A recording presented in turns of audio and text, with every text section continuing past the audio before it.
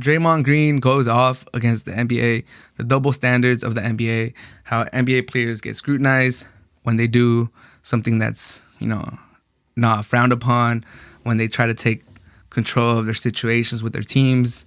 And when NBA teams do the same things, when they don't treat players as kindly as we would like them to treat them, when they do, shady stuff like trading a player mid-game, when they sit players because they don't want them to get hurt so they don't lose their trade value.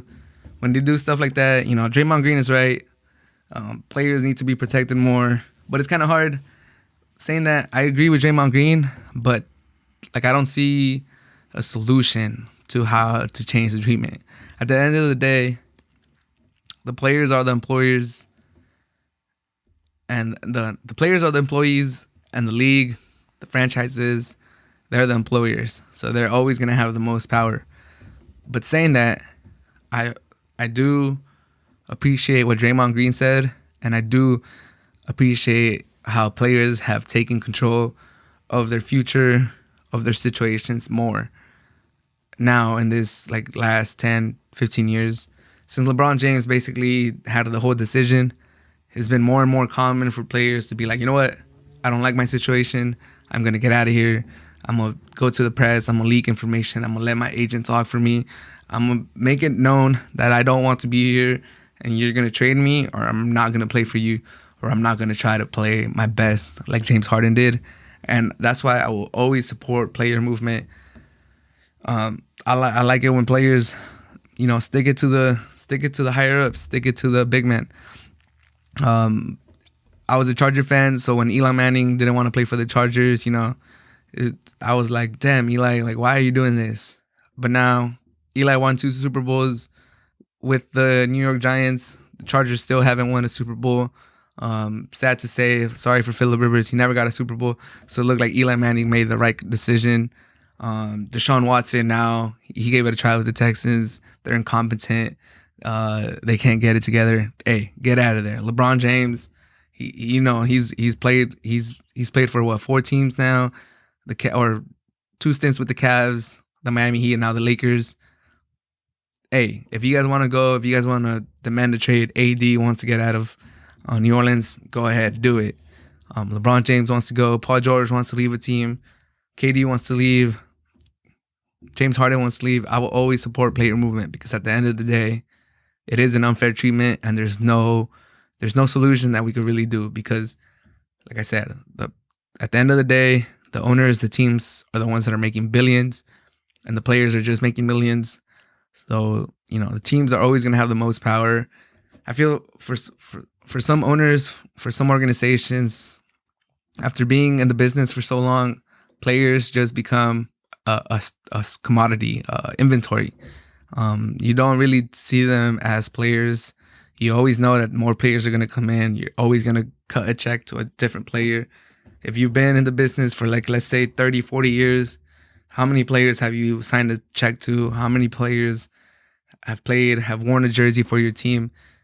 You can't get attached to these players because they're going to come and go. And at some point, they probably become numb to mistreating these players. They're like, player X, who's to say that if I treat him in a certain way, why should I feel bad? Why should I lose sleep over it when he's just one of 50 players that I've known to have played for my team? That's the way I look at it. So if players want to demand a trade, if they want to go somewhere else, I am all for it.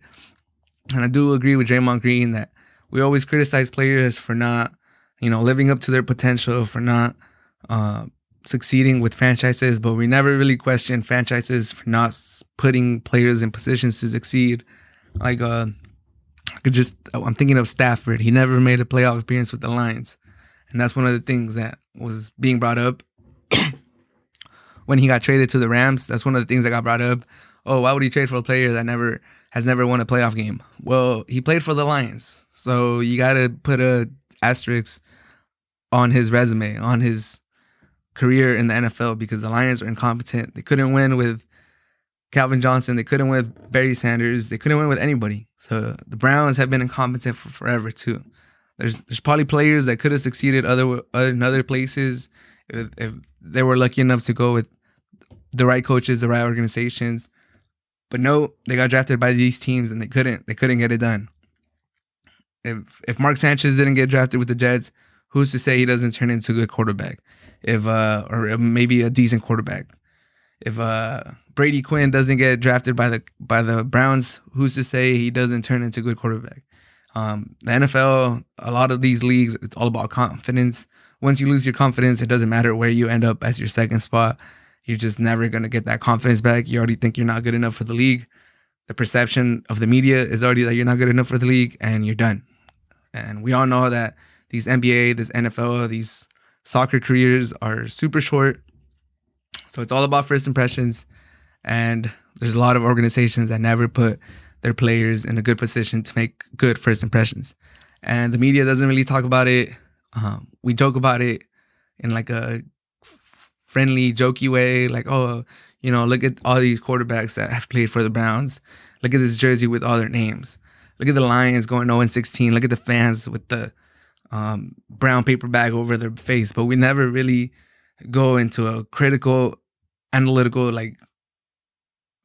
criticism of that franchise like we do for players. Like we go for like Ryan Leaf. We talk about his mishaps and we compare him to the greats from that draft. We always, Ryan Leaf got drafted in the same draft as Manning, and we compare their achievements, but we never really compare. Oh, the Texans came in like a couple years after these teams, and they haven't done anything, or the Chargers have been in the NFL for 60 years or whatever, 50-something years, and they haven't won anything. And look at all these other teams that have played that many seasons, and look at how many championships they won. Just stuff like that. We never really criticized franchises and teams like that. But it makes sense because they make the money. They control the media passes. Someone writes something like that, they're probably not going to make it back into their locker room, make it back into their facilities. So it makes sense. Just saying, it doesn't happen, but it makes sense why it doesn't happen.